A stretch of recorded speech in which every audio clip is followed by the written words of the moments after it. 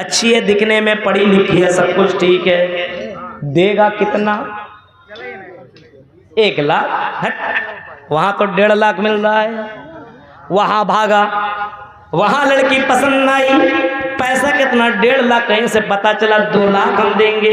वहां से वहां भागा, और वहां जाने के बाद अगर कहीं से पता लग गया तुम्हें 3 लाख दिया जाएगा, उसकी बेटी से शादी कर लो।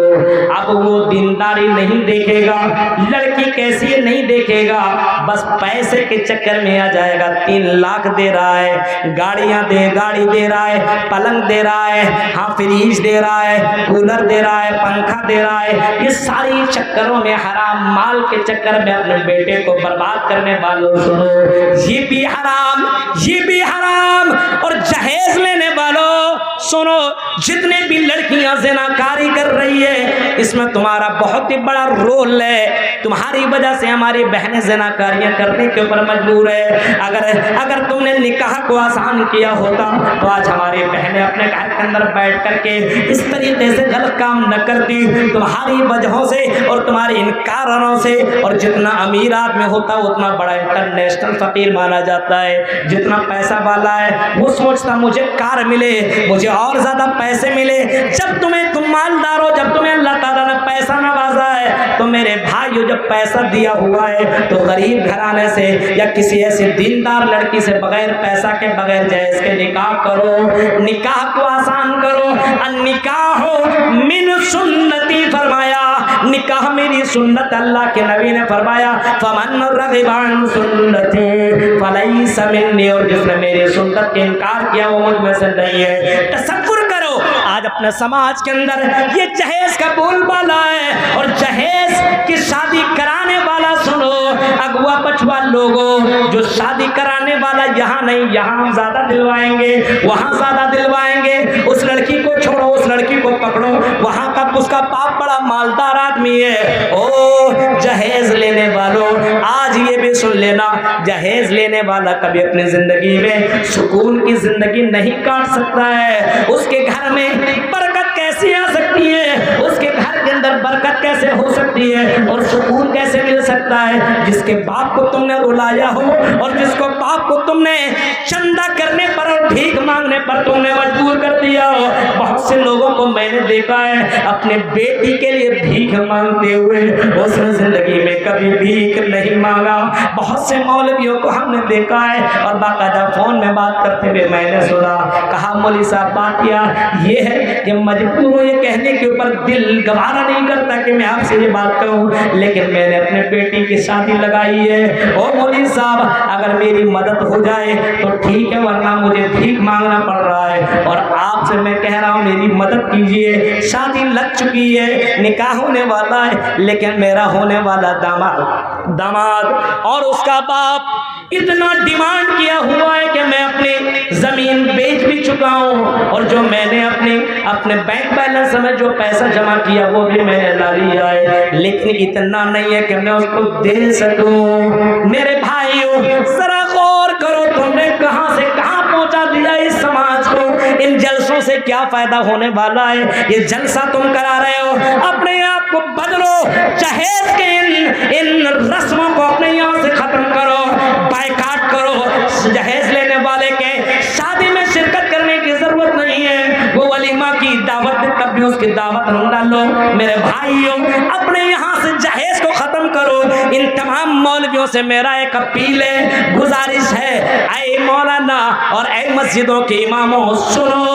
हाँ तुम्हें 1000 मिले न मिले, 2000 मिले न मिले, 500 मिले या न मिले, बल्कि चेक करो कहीं ये लड़के के निकाह में कहीं जहेज का तो कारोबार नहीं है, लेन देन तो नहीं है। अगर ऐसा मामला है तो बोलो कि मैं निकाह नहीं पढ़ा सकता हूँ, नहीं पढ़ा सकता हूँ।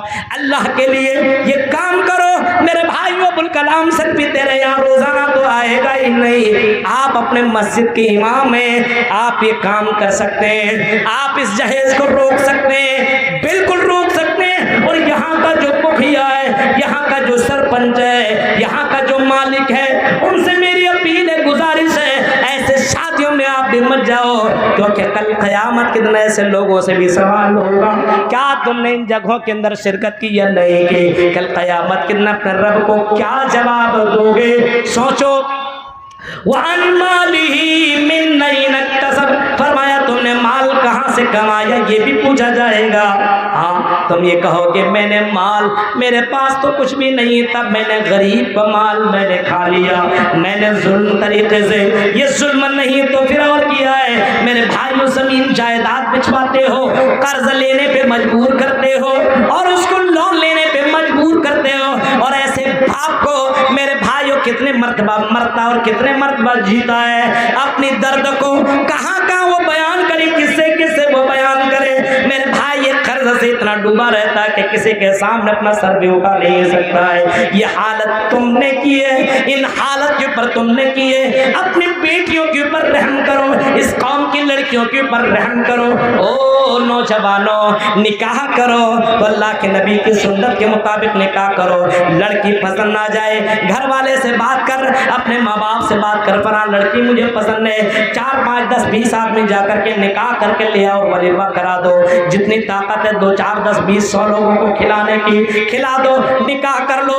ضروری نہیں کہ شادی کے کارڈ بانٹے جائیں اور لمبے چوڑے اس کے پروگرام رکھے جائیں، 2 4 لاکھ خرچ کیے جائیں۔ میرے بھائیوں نکاح تو ایجاب و قبول کا نام ہے، بس تم ایجاب و قبول کروا لیا جائے، ولی ہو جائے، اور ولی اور وہاں پہ جو گواہ ہیں وہ موجود ہوں، بس اتنے لوگوں کی اور مہر متعین ہو جائے، بس اتنے کرنے کی ضرورت ہے۔ اسلام نے تو نکاح کو بڑا آسان بتایا ہے، ہم نے اور آپ نے نکاح کو بڑا مشکل کر دیا ہے، بہت مشکل کر دیا ہے۔ میرے بھائیو اگر آج ہم نے اس کو نہیں روکا تو آنے والے وقت میں لوگ نکاح نہیں کریں گے، زنا کیا کریں گے، لڑکیوں سے مل لیں گے، اپنے سیکس کو پورا کر لیں گے، اپنے خواہشات کو کبھی یہاں کبھی وہاں جا کر کے پورا کریں گے، اور لڑکیاں باقاعدہ یہ اور زیادہ کرنے کی کوشش کریں گی۔ میرا باپ تو میری شادی کیسے کروائے گا، 3 4 لاکھ شادی میں خرچے ہوتے ہیں، ہم 4 بہنیں 5 بہنیں، ہماری شادی کیسے ہو پائے گی؟ میرے بھائیو یہ لڑکی کیا کرے گی بتاؤ؟